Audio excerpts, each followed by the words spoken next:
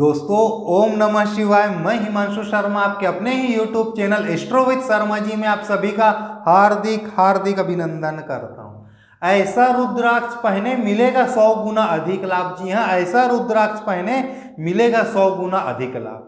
शिव पुराण में ना दो बातें बहुत साफ साफ लिखी गई है। पहला, रुद्राक्ष क्यों धारण करना चाहिए, उसका महत्व क्या है।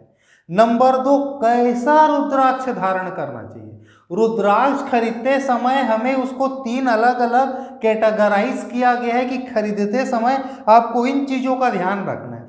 यदि आप उन बिंदुओं का ध्यान रखकर रुद्राक्ष खरीदते हैं, जैसा भी रुद्राक्ष खरीदे लाभ तो आपको मिलना ही है, लेकिन शिव पुराण में जिस तरीके से बताया गया है, यदि आप उस तरीके से रुद्राक्ष को क्रय करते हैं, उस प्रकार से यदि आप रुद्राक्ष की पहचान करते हैं, तो वही पुण्य कई गुना अधिक हो जाता है। जी हाँ, वही पुण्य कई गुना अधिक हो जाता है, शास्त्रों में प्रमाण है। आज मैं आपके सामने शिव पुराण उठाया हुआ हूँ। शिव पुराण के वृद्धेश्वर संहिता के 25वें अध्याय में इस विषय के ऊपर बात किया गया है। चलिए अब लिखा क्या गया है वह मैं आपको बताता हूँ। सबसे पहली बात शिव जी कहते हैं, सबसे पहले मैं आपको उसके महात्म को बताता हूँ, उसके तुरंत बाद खरीदते समय शिव पुराण में कौन सी 3 प्रमुख बातें हैं जिन विषय वस्तुओं को हमें ध्यान रखना है रुद्राक्ष खरीदते समय या रुद्राक्ष की माला खरीदते समय। फिर मैं उस विषय वस्तु को आपके सामने रखूंगा।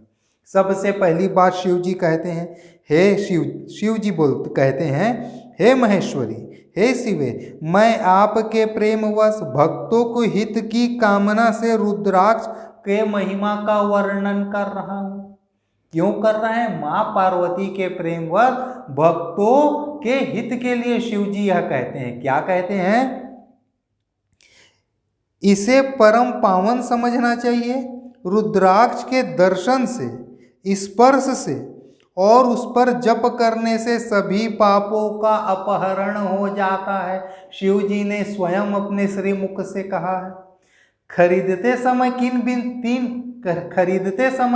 किन 3 बिंदुओं का ध्यान रखना है, मैं उस चीज का वर्णन आपके सामने करता हूं।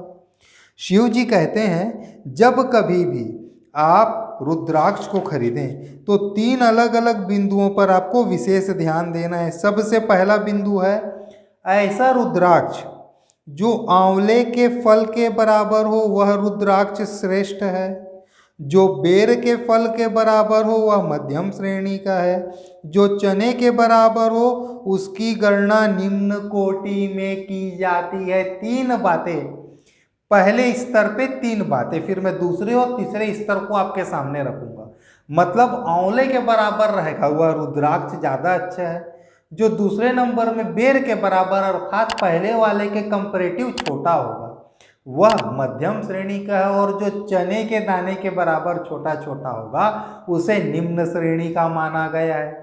सबसे पहला चीज, जब आप दुकान जाएं, रुद्राक्ष की माला धारण करें, रुद्राक्ष का मनका क्रय करें, तो सबसे पहले आपको इस एक विषय वस्तु को ध्यान देना है। दूसरे नंबर में शिव जी कहते हैं, क्या कहते हैं?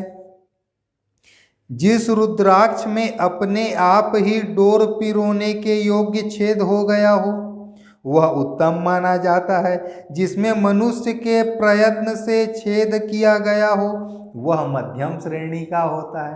अर्थात हम माला बनाने के लिए बीच से धागे को पिरोते हैं, यदि उसमें पिरोने के लायक, धागे को अंदर डालने के लायक उस रुद्राक्ष में छेद पहले से है तो वह उत्तम श्रेणी का है। और रुद्राक्ष तो असली है लेकिन उसमें धागा घुसाने के लायक जगह नहीं है, तो वहां पर आदमियों के द्वारा, दुकानदार के द्वारा उसमें छेद बनाया जाता है, उसे मध्यम श्रेणी का कहा गया है।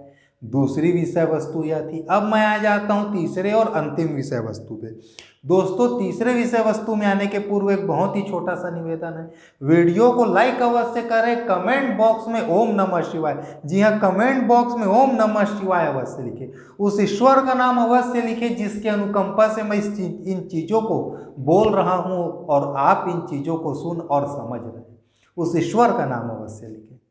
तीसरा विषय वस्तु, जिसमें कीड़े लगे हुए हों, जो खंडित हो, जो फूटा हुआ हो, जिसमें उभार ना हो, जो पूर्ण रूप से गोल ना हो, ऐसे रुद्राक्ष को त्याग देना चाहिए। यह शिव पुराण का विद्येश्वर संहिता कहता है।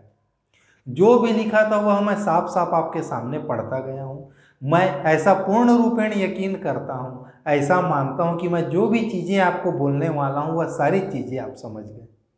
चलिए दोस्तों, आज के लिए आप सभी मुझे इजाज़त दें। अगले कार्यक्रम में फिर एक नए विषय वस्तु के साथ मैं आपकी सेवा में हाजिर होऊंगा। आज के लिए ओम नमः शिवाय।